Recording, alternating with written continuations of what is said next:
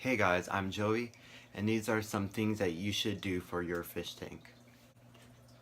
Okay, this next one is to use the correct light.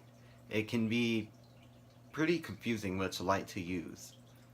The light the Marineland tanks come with, let's see, that is not a light that will grow corals. It's not gonna do good for live a lot of live plants. That's why I'm sticking to low-tech plants in here, because for now, until I get a better light, if you're gonna grow corals or anemones, if you're gonna have anemones or corals in your tank, reef spec light is the most important thing, not the water quality, none of that, because without that light it's not gonna grow. So always use the correct lighting. You can always add lights to your tank. I've seen people buy little LED strips from Lowe's, and you have a remote control with them, and it comes with an adhesive, so then they'll just go do the perimeter of your tank, of the lid of your tank, and then that adds a lot better light. And then you can do that, or you can spend $200 on a light for your tank. Those lights are usually around, I want to say they're, I think, $20, and you can also buy extensions. So if you have a 100-gallon tank, it's not gonna go across the whole thing. It won't fit. So you can buy extensions, and those extensions are half the price. So yeah, I've always used the correct lighting. Okay, this next thing is to rinse all the ornaments, plants, live or artificial. If you don't rinse them, it can have dust build up, and that's not going to be very good for your tank. I say plants too, because it can also have like hitchhiking snails that you do not want, or snails that you do want. You know what I'm trying to say. If it can also have particles of like paint, like if they use a good paint and then it's chipping off, if you rinse it, it'll just take it all off. Like I said, dust already. There could be scraps of wood or styrofoam or cardboard from the packaging it came from. So just make sure to always rinse your plants, ornaments, everything you're going to put in your tank. One thing I would not, with rinsing plants, I wouldn't rinse them in bleach. I've seen people do it. I wouldn't do it. I don't really understand how that's going to do anything for your plant. The benefits they have with bleaching your plants, I feel you can just get by rinsing it. So yeah, rinse all your ornaments.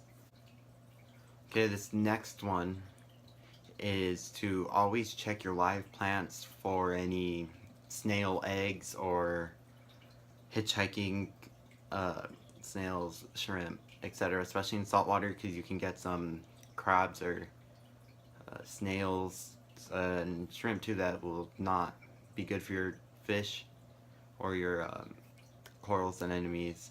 And in live plants you can get like the problem I had with pond snails. I showed those in another video. They're in my office right now, and they came from the jungle vow.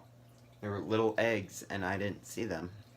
So if I would have saw them, I could have put them in a like little, I guess, quarantine, so all those snails, when they hatch, they're not on the plant anymore.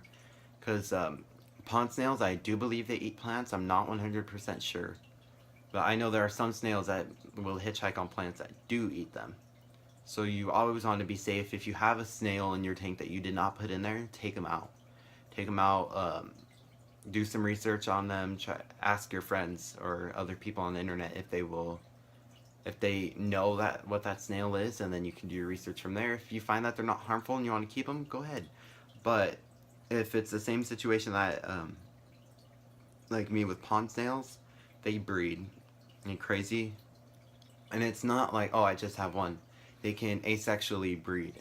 If you don't know what that is, asexually breeding is pretty much breeding, just you don't need another snail. Like you don't need a male or a female. You know, it can do it on its own. So yeah, just loaches are a good way to get rid of them. That's why I got my clown loach, and he's still hiding. He comes out at night a lot. So yeah, it's always check for eggs and hitchhikers. Okay.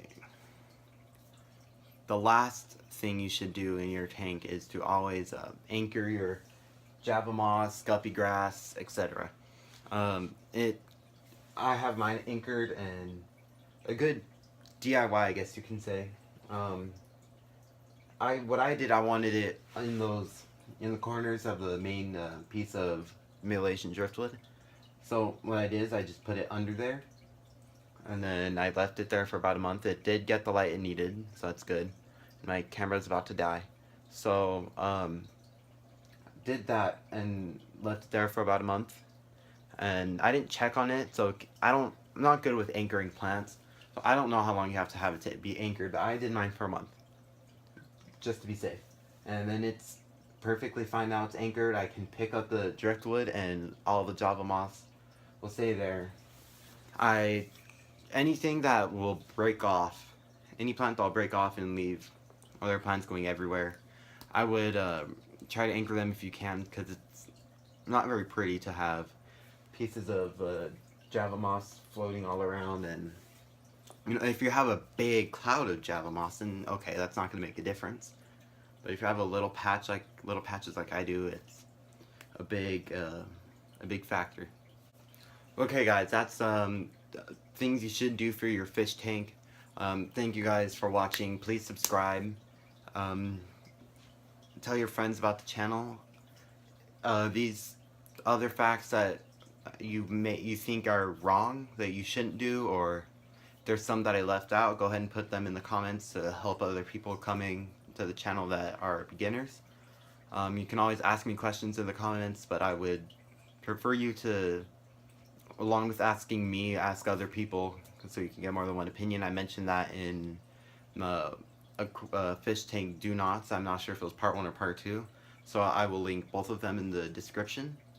So yeah, please check them out and subscribe to your friends, and bye.